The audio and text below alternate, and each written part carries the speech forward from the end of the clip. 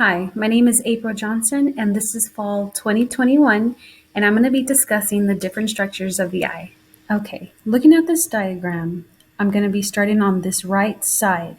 This is going to be known as the anterior segment, and this other half will be the posterior segment. So I'm beginning with the cornea. The cornea on this diagram is located on the right side, the very front, and the cornea is the outer protective layer of the eye. Its curvature provides major refraction to the eye. The next part of the eye is the conjunctiva. It's right here located at the top of the diagram, just where the cornea ends and the conjunctiva begins, right here. So this is the clear membrane that covers the sclera and also lines the inner portion of the eyelids. Now, right under the conjunctiva is the canal of Schlemm. This hole right here represents just that. The function of this is to collect the aqueous humor from the anterior chamber of the eyeball and deliver it to the veins of the eyeball.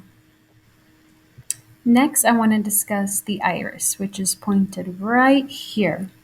It is just under the canal of Schlemm, right there, and is pointing to a vertically elongated straight structure that is coming down from the top of the diagram, which stops just before the center of the diagram, which is where the pupil begins. Okay? The iris is the colored part of the eye. It controls the amount of light entering the eye by enlarging or minimizing the size of the pupil. Now, behind the iris and through the pupil, we have this elongated oval known as the lens. This transparent structure focuses light by changing its curvature. It provides secondary refraction after the cornea. Going back to the pupil right here. The pupil is a hole. It is not something that you can touch. It is right between the cross section of the iris. And it's basically the center of the iris through which light passes.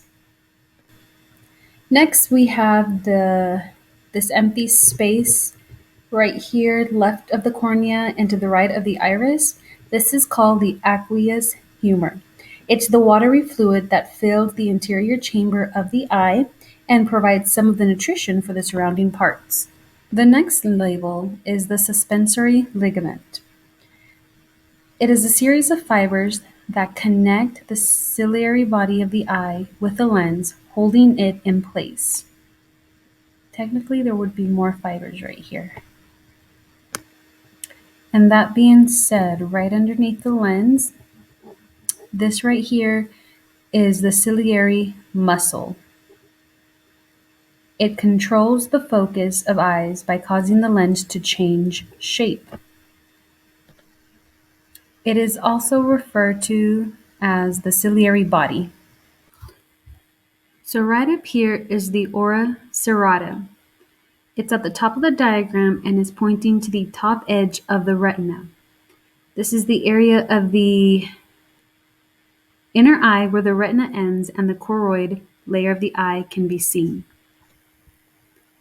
So now we're going to get to talking about this side right here, known as the posterior segment. This label right here says vitreous. This is pointing to the empty space in the middle of the eye. This is a clear, jelly-like substance that fills the posterior segment of the eye behind the lens. The next is the optic nerve.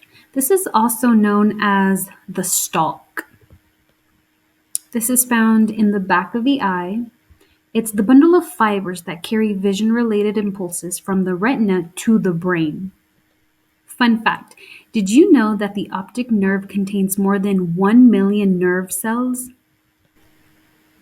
This next label right here points into the eye and then takes an acute angle back to the left to point to where the optic nerve enters the eye. This is known as the optic disc or the blind spot. This is the head of the optic nerve where ganglion cell axons exit the eye. There are no photoreceptors at the optic disc. This is the anatomical blind spot of the eye. This next label is the fovea centralis. It is pointing at the center of the macula. This is the central portion of the macula and has the highest concentration of cones, and it is only at the fovea that we have 20/20 vision. Now, right underneath the optic disc is the macula. This is a small thinned out area of the retina consisting almost exclusively of cone photoreceptor cells, which provides a high visual acuity. Now, moving right along to the innermost layer of the diagram, all this right here, starting from the ciliary muscle, and it goes all the way around the back of the eye to the opposite ciliary muscle. This is known as the retina. This is the inner lining of the back chamber of the eye, which contains photoreceptors that receive light rays and convert these light rays into electrical impulses, which are relayed to the brain via the optic nerve. The next layer after the retina is the choroid. This is the second layer, the layer between the retina and the sclera, consisting primarily of blood vessels which provide nourishment to the retina. And last but not least, the outermost layer of the eye is the sclera. This is the tough, white, fibrous outer protective layer of the eye. It provides support for the eyeball, helping it keep its shape. This is all for today, and we'll see you later.